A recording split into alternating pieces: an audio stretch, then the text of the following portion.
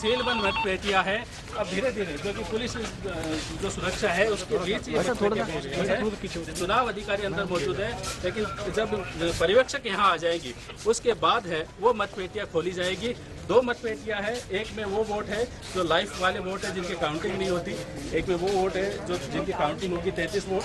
तो देखिए इन पे सारी नजरें थी, और जो अपन कह सकते हैं कि जिला कलेक्ट्रेट कार्यालय है वहाँ पे ये मतपेटियां अब तक थी, और उसके बाद ये मतपेटियां धीरे धीरे जो कहें कि आरसी एकेडमी में चुनाव अधिकारी है वहाँ ले जाए जाएंगे।